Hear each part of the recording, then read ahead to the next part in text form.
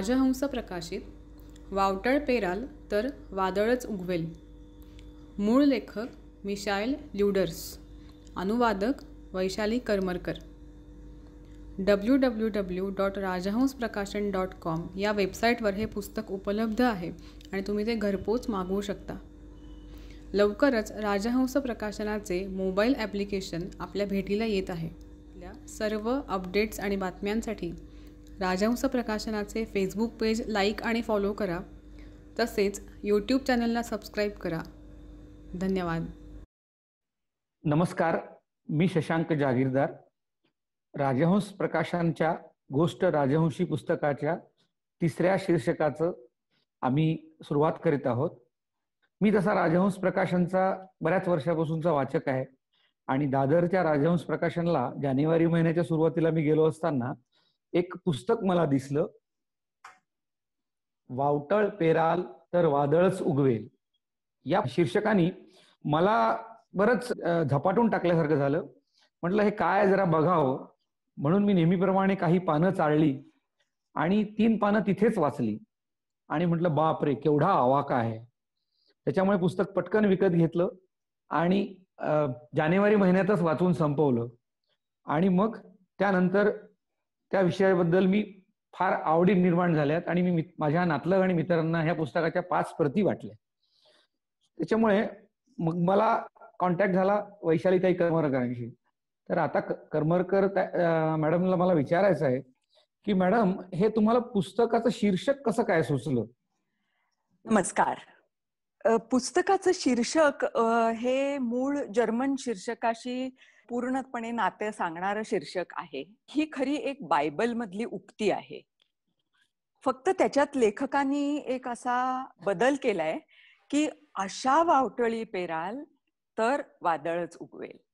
आता आमच्याकडे राजहंस टीम बरोबर डॉक्टर बोरसे, दिलीपराव माझगावकर खूप वेळा चर्चा झाली की हे रूपक आपण कसं मराठीमध्ये आणावं.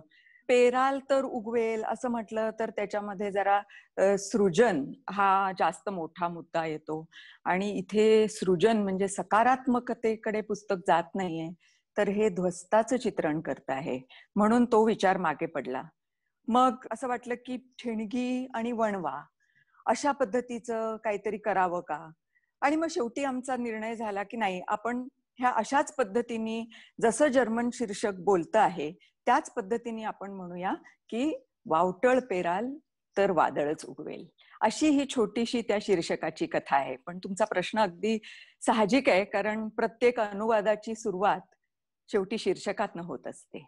बरोबर आहे, कारण वावटळ हे जनरली वाळवंटी प्रदेशात जास्त असतात आणि ह्या पुस्तकाच्या अनुषंगाने येणारे जे प्रदेश आहेत ते सगळे वाळवंटी प्रदेश आहेत. त्याच्यामुळे मला वाटलं की त्याचा कुठे संबंध आहे का, त्याच्यामुळे तुमचा संदर्भ कळला. पण तुम्हाला हेही सुचवायचं आहे का की वाळवंटी प्रदेशही ज्याच्यात जास्त अधोरेखित आहेत म्हणून? कदाचित मूळ लेखकांना असंच सुचवायचं असेल डॉक्टर ल्युडर्स, आणि त्यांनी कदाचित म्हणून ही बायबलची उक्ती तशीच्या तशी उचलली असण्याचा संभव नाकारता येत नाही. छान आहे, कल्पना सुंदर आहे आणि त्याच्यावर ते पुढे जे डेव्हलप होत गेलेलं पुस्तकही सुंदर आहे. तर मला दुसरा प्रश्न असा विचारत आहे की तुम्ही इतके देश फिरलात, जर्मनीत बरीच वर्ष राहिलात, जर्मनीच्या सांस्कृतिक घडामोडींवर पुस्तकं लिहिलीत. मग या जरा कठीण आणि जनमानसाकडे नसलेल्या टिपिकल इतिहास इतर कादंबऱ्या याच्यात न जाता ह्या अशा कठीण विषयाकडे तुम्ही कशा वळलात? हो, तुम्ही जसं म्हटलात ना, झपाटल्यासारखी तुम्ही 3 पानं वाचलीत. माझी अवस्था तशीच झाली आहे. काय की एकतर व्यवसायानिमित्त सारखा प्रवास होत असतो, तर त्यावेळी एक अशी सवय लागून गेलेली आहे की ज्या देशात आपण जातो तिथलं वृत्तपत्र पहिलं घ्यायचं. एअरपोर्टवरती खूप ठेवलेली असतात आणि जर्मनी जवळजवळ दुसरी मातृभाषा आहे, त्यामुळे अशी एक सवय लागून गेली आहे की फ्रांकफर्ट अल्गेमाइने झाइटुंग, वॉशिंग्टन पोस्ट, न्यूयॉर्क टाइम्स आणि बाकी इतर देशात जिथे जिथे आपण लँड होतो तिथली वृत्तपत्र वाचायची आणि त्याच्यात भारताबद्दल काय लिहून आलंय, कशा पद्धतीने लिहून आलंय याचा थोडासा आढावा घ्यायचा. भारतावरती चिखलफेक ही तर काही नवीन गोष्ट नाही, या सगळ्या वृत्तपत्रातनं कायम होणारी. परंतु साधारणपणे 2013-14च्या सुमारास आणखीन एक गोष्ट अशी लक्षात यायला लागली की ह्या वृत्तपत्रांमध्ये जो काही मजकूर ज्या फोटोसह छापून येतो, तोच मजकूर त्याच फोटोसह मराठी वृत्तपत्रांमधनं वाचायला मिळायला लागला. आणि मग मन जरा चक्रावून गेलं की मराठी भाषेत, मराठी प्रदेशात भारताबद्दल लिहिला जाणारा मजकूर इथे थोडं तरी भारताचं पर्स्पेक्टिव्ह किंवा भारताचा दृष्टिकोन हा कसा काय बरं दिसत नाहीये, हा असा दुसरीकडनं कसा काय ठरतो. तर ती संशयाची सुई तेव्हापासून जरा मनात भिरभिरतच होती की हे काय गौड बंगाल आहे, हा सूत्रधार कोण. मग म्युनिक एअरपोर्टवरचं ते नेहमीचं पुस्तकाचं दुकान ते म्हणजे जसं काय माहेरच झालेलं आहे. आणि तो पुस्तकाचा तो जो मालक आहे त्या दुकानाचा तोही फार अपूर्वाईनी बेस्ट सेलर्स दाखवतो. तर त्यांनी एक उल्फ उनकोटे या एका जर्मन पत्रकाराचं नुकतंच प्रसिद्ध झालेलं आत्मचरित्र माझ्या पुढे ठेवलं आणि म्हणाले, हे पहा आपण कशा प्रकारच्या बनाना रिपब्लिक मध्ये राहतोय, त्याचं आवडेल तुला. ते पुस्तक वाचलं आणि एकदम घडाघडा डोळे उघडायला लागले की अरे बापरे, या माणसानी तर सर्व जर्मन वृत्तसंस्थांचा वार्ताहरांचा पर्दाफाश केलेला होता इराक युद्धाच्या पार्श्वभूमीवर. आणि हा मनुष्य स्वतः फ्रांकफर्ट अल्गेमाइने झाइटुंग मध्ये अत्यंत मोठ्या पोस्टवर एडिटरच्या कामात होता. पुढच्या ट्रिपला जेव्हा मी गेले त्यावेळेला त्या पुस्तक मालकानं मला सांगितलं, आठवतंय का गेल्या वेळी मी तुला जे पुस्तक दिलं त्याचा संशयास्पद रीतीने मृत्यू झाला बरं का. कारण ह्या उल्फ उनकोटेनं पहिल्याच पुस्तकात असं जाहीर केलं होतं की मी हे अजून 3 अशी पुस्तकं उघडकीला आणणार आहे. आणि मग तो पुस्तक दुकानाचा मालक म्हणाला, हे बघ पण उल्फ उनकोटेच्या पुढे जाणारं सगळे सज्जड पुरावे देणारं हे सध्याचं बेस्ट सेलर घेऊन जा, हे वाचून सुद्धा तुला ह्या सगळ्या गोष्टींचा आणखीन मोठा उलगडा होईल. त्यांनी ते पुस्तक दिलं आणि मी विमानात असं झपाटल्यासारखं वाचलं की मुंबई एअरपोर्ट एवढ्या जवळ कसा काय आला असं वाटावं एक क्षणभर, असं झालं. पुस्तक तर आयुष्यात आलं पण त्यांनी 2 वर्ष झोप लागू दिली नाही. या पुस्तकाचा विषय खरा तर आहे की आखाती देशातला म्हणजे पश्चिम आशियामधले अरब देश आणि त्यांच्या ह्या वाळूवरती इंग्रज आणि फ्रेंच वसाहतकारांनी काढलेल्या रेघा आणि त्यातनं तयार केलेले कृत्रिम देश, त्यांनी पेरलेली दुही, शिया आणि सुन्नी मध्ये लावून दिलेली भांडणं, युद्ध म्हणजे एक प्रचंड मोठा व्यापार पाश्चात्य देशांसाठी, ह्या अशा एक एक गोष्टी या पुस्तकाने माझ्या डोळ्यापुढे मांडल्या. आणि मग वाटायला लागलं की ही काय फक्त त्यांची कहाणी आहे का, ही तर आपली पण कहाणी आहे. कारण वसाहतवादाच्या काळामध्ये इंग्रजांनी भारतीय उपखंड म्हणून जो काही भूगोल होता त्याच्यात अशाच तर रेषा मारल्या, त्यातनं असेच तर कृत्रिम प्रकारे देश तयार केले, त्यात अशीच तर दुही माजवून दिली. आणि आज भारताचं सीमा प्रदेशाचं चित्र पाहिलं तर सर्व सीमा प्रदेशाकडचे देश जे एकेकाळी ह्या उपखंडाच्या विचार विश्वाचा एक अविभाज्य असा भाग होते, ते आज संपूर्ण शत्रू प्रदेशामध्ये परावर्तित झालेले आहेत. तेव्हा ही जी हे जर्मन पुस्तक जी मोडस ऑपरेंडी दाखवून देत आहे की त्याची सुरुवात 50-60 वर्षापासून केली जाते, सुरुवात अगदी छोट्या कारणाने सुरू होते आणि मग हळूहळू हे दुहीचं आणि दुफळीचं राजकारण अशा तऱ्हेने पेटवलं जातं की मग एक मसिहा बनून पाश्चात्य देश या सगळ्या लोकांचा उद्धार करायला आपली बॉम्बफेकी विमानं घेऊन दाखल होतात. तर आपल्या देशाचं हेच तर भवितव्य नाहीये पुढे. कारण मिशाएल ल्युडर्स हे जे लेखक आहेत हे फार मोठे इस्लाम अभ्यासक आहेत. ते ह्याच्यामधली जी भविष्यवाणी उच्चारतात या पुस्तकात ती आपल्याला आजही तशीच्या तशी खरी उतरताना दिसते. चीन, इराण, तुर्कस्तान, रशिया याबद्दलची त्यांनी जी काही भाकितं वर्तवली आहेत ती आजही आपल्या सभोवताली घडताना दिसतात. तेव्हा आपण असं कसं म्हणू शकतो की ही फक्त त्यांची गोष्ट आहे, आपली नाही. दुसरा एक विचार माझ्या मनाला सारखा छळायला लागला. आखाती देश वगैरे आपण जरी म्हटलं तरी तो पश्चिम आशिया, आपण दक्षिण आशिया, शेवटी आशिया. तिथलं वरचं जर इस्लाम धर्माचं कवच आपण हळुवारपणे बाजूला केलं आणि आतला बलक किंवा आतला गाभा बघायला गेला समाज चित्राचा किंवा सामाजिक स्पंदनाचा, तर तो गाभा आपल्याशी फार मिळता जुळता आहे. मी फक्त 3 मुद्द्यांमध्ये हा गाभा कसा मिळता जुळता आहे ते सांगते. एक म्हणजे आपल्याकडच्या समाजाला सुद्धा घराणेशाहीची एक अनिवार्य ओढ आहे. आपल्याला एक कोणीतरी एक असं घराणं लागतं की ज्याच्याकडे बघून मग सगळा कळप मागे जातो. त्यामुळे ही जी कळपाची वृत्ती, एका घराण्याच्या मागे जाण्याची, जी आपल्याला आखाती देशांमध्ये बघायला मिळते, त्याच्यापासून आपण काही फार दूर नाही. दुसरी गोष्ट, भूतकाळामध्ये घट्ट रुतलेला पाय असला की भविष्यवेधाकडे लक्ष राहत नाही. आपलंही नेमकं तसंच होतंय का?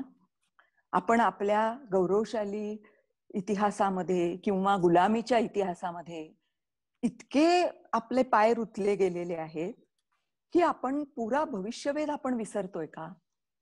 आणि तिसरा मुद्दा, वसाहतवादाची पार्श्वभूमी तीच आहे त्या देशांना आणि आपल्या देशांना. त्याच्यामुळे स्वार्थासाठी गोऱ्या जगापुढे लाचारी करणं हा सुद्धा आपल्या समाज विश्वाचा एक भाग बनून राहिलेला आहे. तर ही फक्त त्यांचीच कहाणी नाही असू शकत. ही मला काही करून आपल्या मराठी वाचकांपर्यंत पोहोचवणं महत्वाचं वाटलं मला. ह्या पुस्तकामध्ये लेखक डॉक्टर मिशाएल ल्युडर्स अत्यंत तळमळीने असं सांगतात युरोपियनांना म्हणजे आणि पाश्चात्य देशांना की इतिहास किंवा संस्कृती ही काही कॉपी पेस्ट करण्याची गोष्ट नव्हे. म्हणजे युरोपमध्ये फ्रेंच राज्यक्रांती झाली, मग त्यातून भांडवलशाही आली, मग त्यातून लोकशाही आली, म्हणून तसंच्या तसं चित्र जगातल्या उर्वरित देशांमध्ये आणि संस्कृतींमध्ये निर्माण व्हायलाच पाहिजे, हा काय दुराग्रह आहे. आणि हा दुराग्रह सुद्धा मला खूप पटला. तो मला आपल्या देशात जागोजाग दिसू लागला. कशासाठी हवी फ्रेंच राज्यक्रांती सगळीकडे घडायला? लोकशाही ही अमुक एका विचारसरणीतनं, अमुक एका रक्तरंजित क्रांतीतून, भांडवलवादाचा आणि औद्योगिक क्रांतीचा उगम झाल्यावर निर्माण झालेली एक प्रकारची राज्यपद्धती आहे, जी पाश्चात्यांना आवडली, ती त्यांच्याकडे पटली, त्यांच्याकडच्या व्यक्तिवादाला ती पटली. ह्या व्यक्तिवादाची सुरुवात सुद्धा फ्रेंच राज्यक्रांतीने झाली. पण म्हणून समूह बरोबर राहणाऱ्या मनोविश्वाची ज्या काही संस्कृती आहेत या आपल्या जगात, त्यांनी पण पाश्चात्यांच्या मागे लागून असा टोकाचा व्यक्तिवादच स्वीकारायचा का? आणि तो व्यक्तिवाद आला म्हणजे लोकशाही आली का? हा जो आपल्याकडे सुद्धा चालू असलेला अट्टहास आहे तो मला फार जाचायला लागला. आणि त्या तळमळीतून मला हे पुस्तक काही करून भाषांतरित व्हायला हवं असं वाटायला लागलं. आणि मी राजहंसची इथे इतक्या मोठे आभार मला मानायचे राजहंस प्रकाशनाचे, की त्यांनी हा भूराजकारण हा असा अत्यंत नवीन विषय या अनुवादित स्वरूपात मांडायची संधी उपलब्ध करून दिली.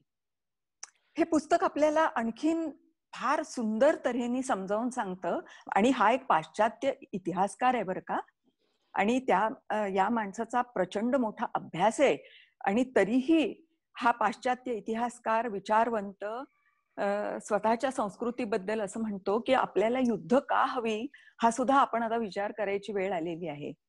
आणि तो त्यांनी मुद्दा फार सुरेख मांडलेला आहे या पुस्तकात. पाश्चात्यांना युद्ध हवी कारण युद्ध हा त्यांच्यासाठी व्यापार आहे.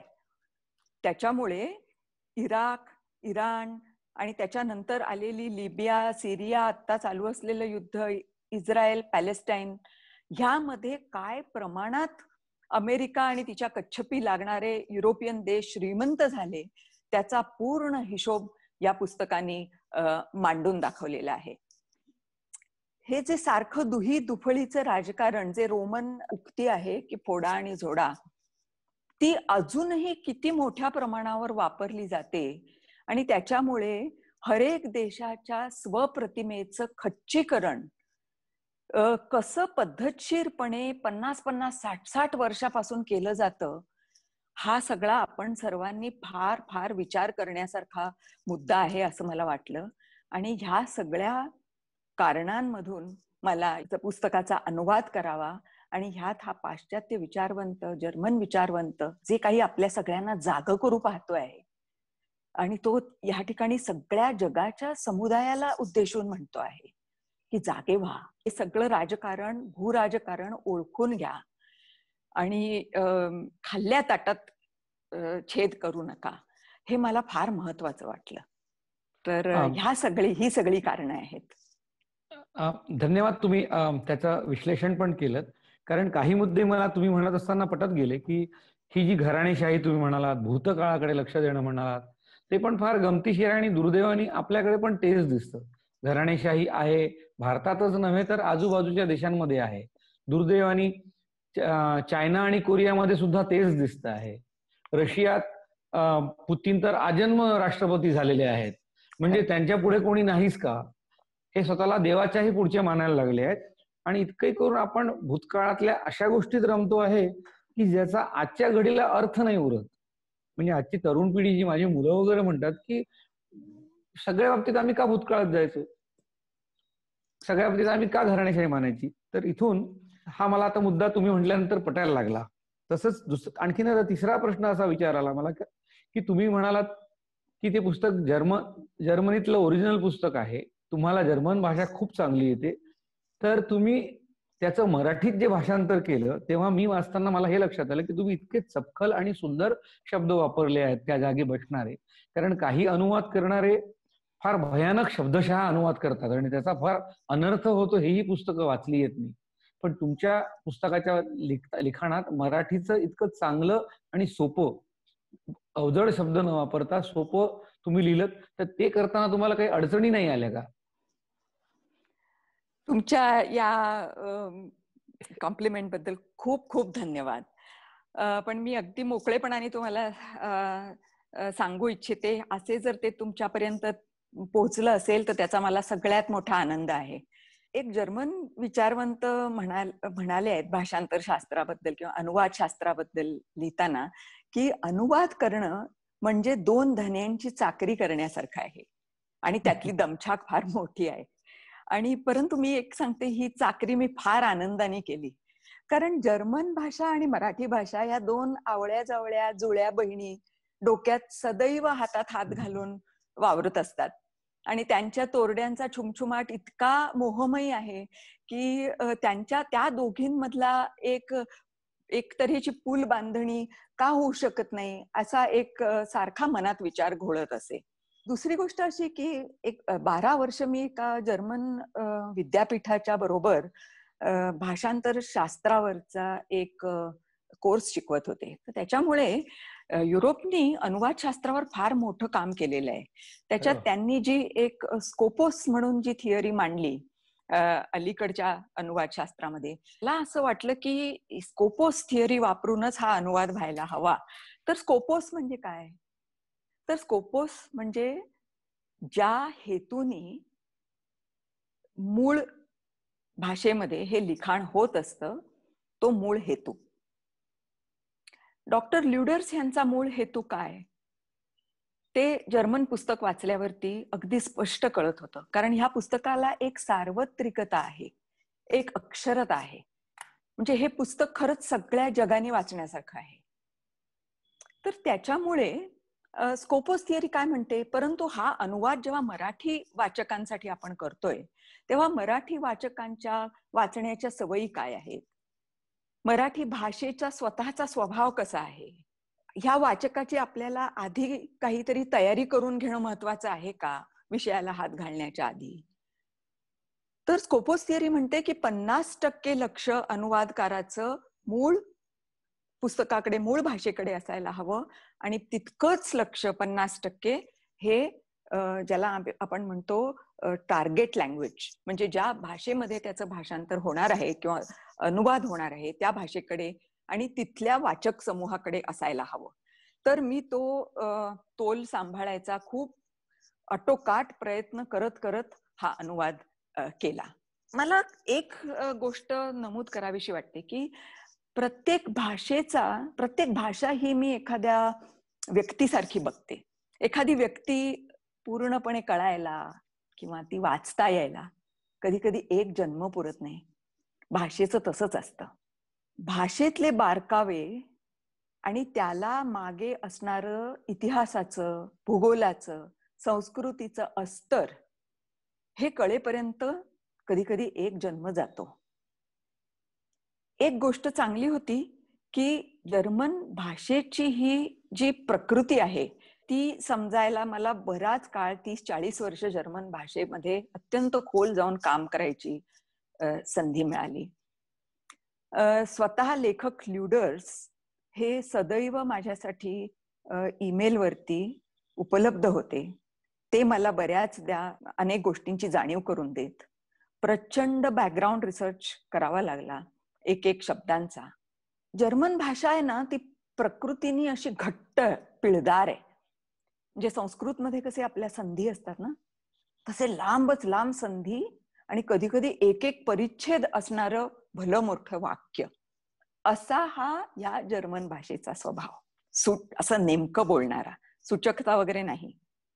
आणि त्याच्या अगदी उलट आपली मराठी मायबोली, स्वभाव अगळपगळ, ऐसपैस, सूचकता खूप मोठी. तेव्हा सगळ्यात जास्त दमछाक भाषेच्या वापरात ह्या घट्ट पिळदार स्वभावाचं या ऐसपैस स्वभावाशी जुळवून घेताना झाली. पण त्याच्याही पुढे जाऊन मी असं म्हणेन की आपण जेव्हा एखाद्या भाषेच्या अगदी खोल तळात जातो ना तर त्यावेळी एखादी भाषा ही एखाद्या वृत्तीबद्दल बोलत असते, एखाद्या स्वभावाबद्दल, संस्कारांबद्दल बोलत असते. आता जर्मन भाषा ज्या संस्कारातनं, स्वभावातनं, इतिहासातनं जन्मली तो जर्मनीचा इतिहास प्रचंड रक्तरंजित आहे. सतत जर्मनीने आपल्या सीमा ओलांडून दुसऱ्यांच्या सीमांवरती आक्रमण केलेली आहेत. त्यामुळे त्या भाषेमध्ये युद्धजन्य संज्ञा, हिंसाजन्य संज्ञा ह्या नेहमीच्या पाहुण्यासारख्या रुळून गेलेल्या आहेत. हा स्वभाव मराठी वृत्तीचा नाही, भाषेचा नाही, भारताच्या संस्काराचा नाही. भारताने कधीही आपल्या भौगोलिक सीमा ओलांडून हवेसाठी दुसऱ्या कोणत्या देशावर हल्ले चढवलेले नाहीत. जे वृत्तीत नाही ते शब्दात कुठून येणार? मी उदाहरण सांगते. मिलिटरी कू, मिलिटरी पुच किंवा जर्मन शब्दच बोलायचा झाला तर गेहाइम डिन्स्ट अपराट. ह्याला मराठी काहीच बोलू शकत नाही. कारण गेहाइम डिन्स्ट या शब्दाला तुम्ही म्हणाल एक वेळ गुप्तचर यंत्रणा, पण अपराट, अपराट याचा अर्थ अनेक प्रकारची आयुध, शस्त्र, अस्त्र, पण ती सॉफ्ट पॉवर कडे जाणारी. म्हणजे अनेक धर्मादाय संस्था, अनेक समाजकारण वरती वरती दाखवायला समाजकारण करणाऱ्या संस्था, भाषा प्रचार करणाऱ्या संस्था, संस्कृती प्रचार करणाऱ्या संस्था, विकत घेतलेले विचारवंत, विकत घेतलेले लेखक, विकत घेतलेली वृत्तपत्र, हा सगळा त्या गुप्तचर यंत्रणांच्या ॲपरेटसचा प्रचंड मोठा भाग असतो पाश्चात्य देशांमध्ये. गेहाइम डिन्स्ट अपराट ह्याला मी मराठीत कुठून शब्द आणू? तर ह्या वृत्तीतला फरक, त्याच्यानी अनुवादासाठी होणारी दमछाक फार मोठी होती. आणि त्याचं एक फार सुंदर उदाहरण आपल्या इतिहासात आहे बरं का. त्रावणकोरचे महाराज, 19व्या शतकातली गोष्ट आहे. तर त्रावणकोरच्या महाराजांना तत्कालीन एका ब्रिटिश राज्यकर्त्यांनी आमंत्रण केलं की तुम्ही जरा इंग्लंडला या आणि आमची संस्कृती बघा. तर आता इंग्लिश संस्कृती म्हणजे काय, तर फुटबॉलची मॅच. तर तिकडे ते स्टेडियम मध्ये घेऊन गेले त्रावणकोरच्या महाराजांना आणि म्हणाले की आपण आता ही फुटबॉलची मॅच, आमच्याकडे हा फार प्रसिद्ध असा खेळ आहे वगैरे. एक 10 मिनिटं झाल्यावर त्रावणकोरच्या महाराजांनी अत्यंत भाबडेपणाने त्या ब्रिटिश ऑफिसरकडे बघितलं आणि म्हणाले, अहो, हे एका बॉलच्या मागे हे एवढे खेळाडू धावपळ करतात आहेत, तुम्ही तर एवढा श्रीमंत देश, सगळ्यांना द्या ना एक एक बॉल आणून, म्हणजे सगळे आपापल्या बॉल बरोबर खेळून त्यांचा त्यांचा आनंद घेतील. ही एवढी सगळी हाणामारी आणि मारामारी कशासाठी? मी ही गोष्ट एवढ्यासाठीच सांगितली, माझा मुद्दा विशद करण्यासाठी, की अनुवाद करताना वृत्ती आणि संस्काराचा अनुवाद हा फार फार कठीण असतो करायला. पण फार चांगला मुद्दा आहे हा. तुम्हाला तो आवडला, त्याच्यात मला खरंच खूप आनंद आहे. नाही, तुम्ही वृत्ती आणि संस्कृतीबद्दल म्हणाल तेव्हा फार चांगला मुद्दा आहे. कारण बऱ्याच वेळा अनुवाद करताना काय होतं, काही काही जण आजकाल नवीन पद्धती, स्टाईल, वागणीच्या मागे जातात आणि मग बऱ्याचशा अर्वाच्य शब्द पण वापरले जातात, इंग्रजी जसेच्या तसे, आणि त्यांना हिंदीतले शब्द आणि मराठीतले शब्द फार विचित्र असतात, का तर तो चपखल अर्थ होत नाही त्याचा. त्याच्यामुळे तुम्ही इतक्या ते सुसंस्कृत पद्धतीने त्याचं भाषांतर केलं, त्याच्याबद्दल तुम्हाला धन्यवाद. आणि इतिहासाचा मागोवा घेताना तुम्ही फक्त आकडेमोडच्या मागे नाही लागला. कारण मी काही पुस्तकं वाचलेत, पहिले महायुद्ध, दुसरे महायुद्ध, इतकी आकडेमोड आहे की मी थकून गेलो ते वाचून वाचून, आणि त्याचा कनेक्टच नाही होत. मग भाषा चुली जाते. काही काही जण वर्ण तर इतकं लांब करतात की त्याच्यात मग इतिहास चालला जातो. या दोघांचा चांगली चपका म्हणजे इतिहास, सद्य परिस्थिती, आकडे आणि सालाबाद हे सगळे कनेक्ट करणं फार कठीण असतं, आणि ते तुम्ही फार चांगल्या पद्धतीने केलंय. आणखीन एक प्रश्न नेहमी मला पडतोय की ह्या पुस्तकात जे तुम्ही इतके सगळे विषयांना स्पर्श केला आहे, त्यांच्यातनं परकीय, परदेशीय, युरोपियन, इराण, इराक, इस्लामिक राज्य, याच्यातनं भारतासारख्या खंडप्राय देशाला, ज्या देशाची फाळणी 47 साली झाली आणि आताही आपण LOC, POK या विषयाबद्दल भांडतोय, तिथे आपल्याला परत तेच प्रश्न भेडसावतात आहेत. तर याच्यात न बाहेर यायला आपल्या तरुण पिढीने, म्हणजे आपण अजूनही, मी मला तरुण समजतो, 60 वर्ष सुद्धा, पण अराउंड 30 वर्षाच्या आसपास आहेत, त्या पिढीनी किंवा तरुण पिढीनी काय धडा घ्यावा, किंवा आपल्या मित्र वाचकांनी काय धडा घ्यावा? हो, सुरेख सांगितलात. कारण हा छान प्रश्न विचारलात. कारण आपले जे लेखक आहेत डॉक्टर ल्युडर्स, हे त्यांच्या पुस्तकाच्या समारोपामध्ये खरोखर आपल्या सगळ्यांना उद्देशून अनेक गोष्टी सांगू पाहतायत, आणि त्या सगळ्या गोष्टी आपल्या तरुण पिढीने सुद्धा खूप लक्षात ठेवण्यासारख्या आहेत. पहिली गोष्ट म्हणजे, तुम्हाला आठवतंय का, आपण कधी साध्या संभाषणामध्ये एकमेकांचा मुद्दा पटवून देताना म्हणतो, मग काल ते वाचलं मी, पेपरमध्ये आलंय. तर प्रत्येक छापील मजकूर हा अत्यंत अधिकृत मजकूर आहे, असा एक काहीतरी आपल्यामध्ये फार मोठा भाबडेपणा आहे. तो भाबडेपणा आपण सोडून दिला पाहिजे. त्यासाठी ऑस्ट्रिया, जर्मनी अशा देशांमध्ये, स्वीडन सुद्धा, माध्यम साक्षरता हा विषय शालेय आणि विद्यापीठीय जगामध्ये शिकवला जातो. विद्यापीठीय आयुष्यामध्ये माध्यम साक्षरता म्हणजे काय? अरे बाबा, हा पेपर तुझ्या पुढे ज्या कोणी छापून आणला त्याला कोणीतरी पैसे दिलेत ना, ते कोणी पैसे दिले आहेत, त्या पैशावर आधारित हे सगळं छापलं जात आहे. हा निरक्षीर विवेक आपण विसरलोय. कारण आपल्याला वसाहतवादाचं भूत अजून आपल्या डोक्यावर आहे. आपल्याला असं वाटतं, त्यावेळी लोकमान्य टिळकांनी देशप्रेमासाठी जसं वृत्तपत्राची सुरुवात केली आणि आपल्याला जागं करण्यासाठी वृत्तपत्रांची सुरुवात केली, तेव्हापासून आज काळ खूप बदललाय हो.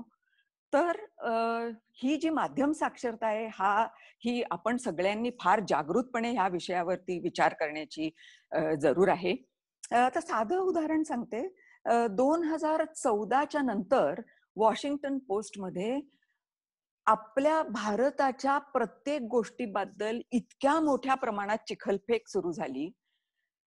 इवन जर्मन माध्यमांमधनं कायम भारत ही हुकुमशाहीकडे वाटचाल करत आहे, भारताचे पंतप्रधान म्हणजे हिटलर आहेत, हे असं कंटिन्युअसली बोललं जात होतं. तेच सगळं आपली माध्यमं बोलायला लागली. अरे, हे जे लोक बोलतात त्यांनी एक तरी कॉन्सन्ट्रेशन कॅम्प खरंच पाहिलाय का? पाश्चात्य देशांनी केलेली हिंसा कधीतरी जवळून पाहिली आहे का? हा आपण कॉमन सेन्स, निरक्षीर विवेक बाजूला ठेवून आपण पेपरमध्ये आलंय म्हणजे जे विश्वास ठेवतो त्याच्याकडे आपण थोडंसं त्याच्यातनं आपलं सगळ्यांचं जे एक सार्वत्रिक बुद्धूकरण केलं जातं त्यापासून आपण सावधान राहायला पाहिजे, असं डॉक्टर ल्युडर्सही सगळ्या जगाला सांगतात.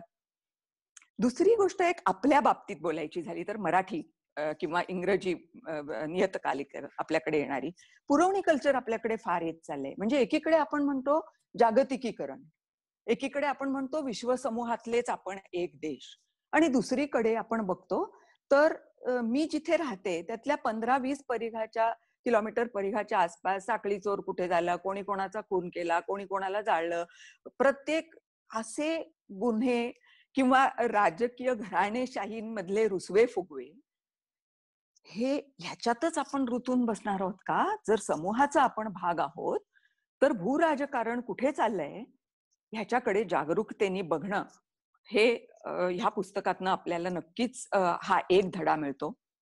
दुसरा एक धडा असा मिळतो की आखाती देशांची विल्हेवाट कशी लागली. त्यांचीही संस्कृती फार उच्च होती, त्यांच्याकडेही विज्ञाननिष्ठ संस्कृती होती, त्यांच्याकडेही सगळे एकोप्याने एकत्र राहत होते.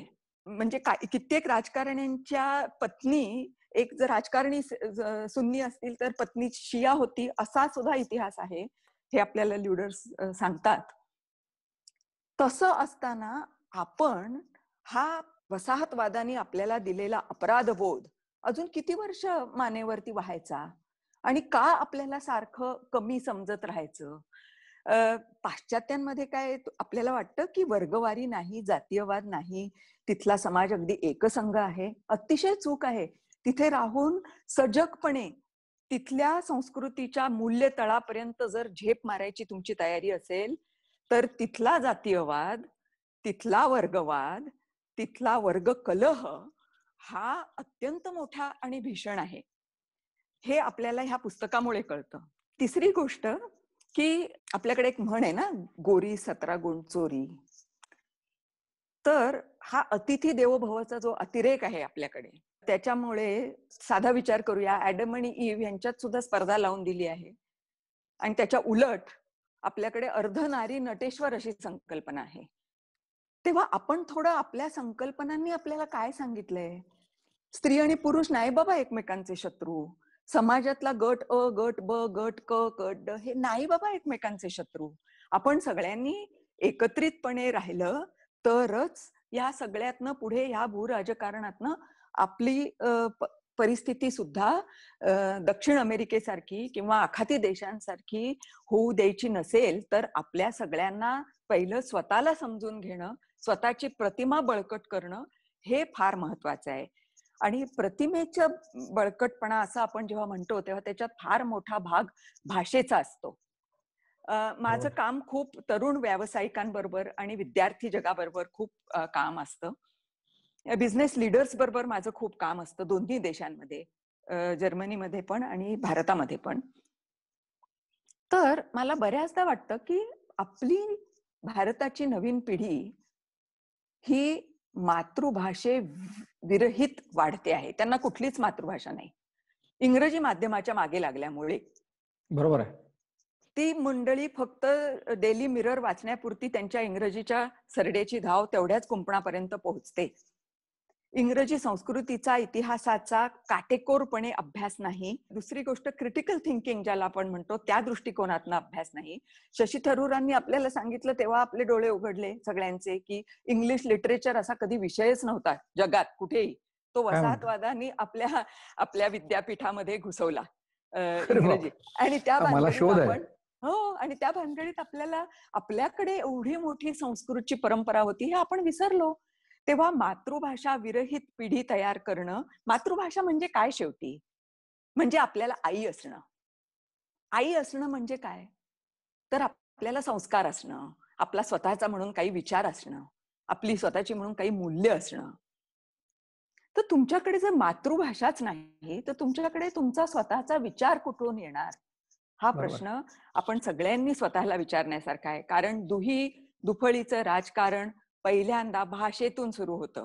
आपण परकीय भाषा शिकायची, परकीय भाषा, आज चीनी भाषा हवी, जपानी भाषा हवी, युरोपियन भाषा हव्या, हे बघता बघता आपण विसरतो की भाषा, परकीय भाषा शिकवणं यामध्ये खूप मोठा भ्रष्टाचार आहे. यामध्ये खूप मोठं दुही दुफळीचं राजकारण आहे.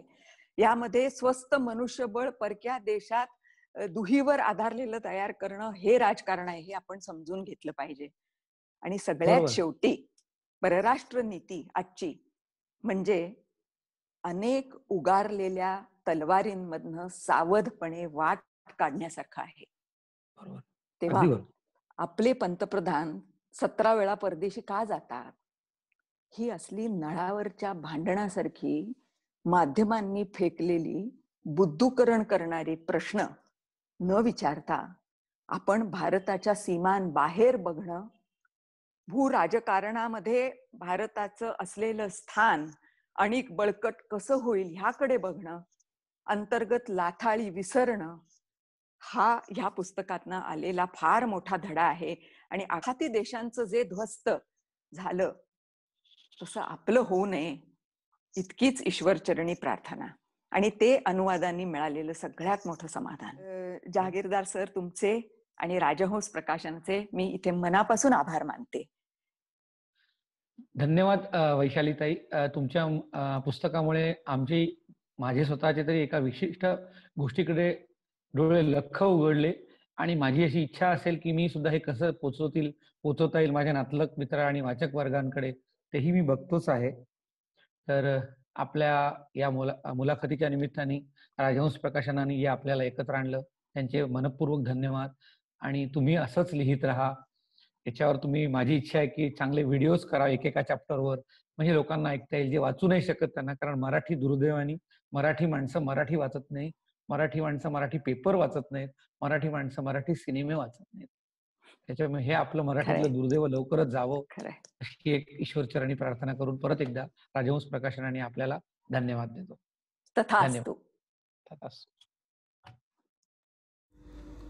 राजहंस प्रकाशित. वावटळ पेराल तर वादळच उगवेल. मूळ लेखक मिशाएल ल्युडर्स, अनुवादक वैशाली करमरकर. www.rajahंसप्रकाशन.com या वेबसाईटवर हे पुस्तक उपलब्ध आहे आणि तुम्ही ते घरपोच मागवू शकता.